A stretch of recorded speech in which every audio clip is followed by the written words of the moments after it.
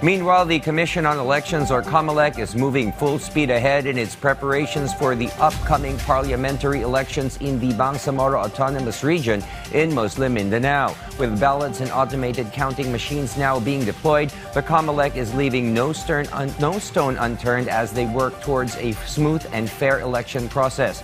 Luisa Erispe tells us more. The preparations for the first BARM parliamentary elections of the Commission on Elections, or COMELEC, is now in full swing. As a matter of fact, the deployment of the official ballots and the automated counting machines began today. Ngayon po, magde-deploy kami ng ating pong mga kagamitan papuntang Tawi-Tawi. Medyo malayo-layo po kasi ang Tawi-Tawi. At siyempre susunod na po yung Maguindanao, pagkatapos ang Basilan, Lanao at sa Special Geographic Area.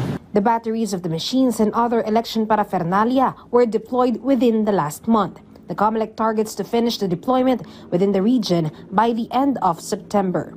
Meanwhile, Chairman George Erwin Garcia said, as of now, BARM is still generally peaceful even though it is still on its campaign period. There are 12 areas of concern under the red category. But COMELEC said numbers may change depending on the peace and order within the region. Habang lumalapit tayo sa eleksyon, halos 30 araw na lang kulang-kulang, ay nagbabago po yung mga sitwasyon sa mga lugar, and therefore, maaari po magdumami pa yung bilang ng mga red category areas o kaya naman mabawasan. The issue on the redistribution of the parliamentary districts remains to be a hot debate between political parties in BARM.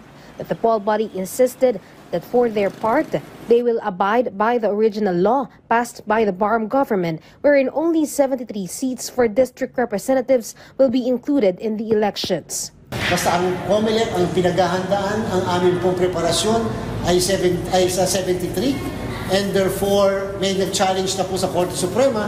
Wala pa naman po kahit na anong initial na aksyon ang Supreme Court. So tuloy-tuloy, dire-diretso po ang inyong Commission on Elections sa paghahanda. Luisa Erispe from the National TV for a new and better Philippines.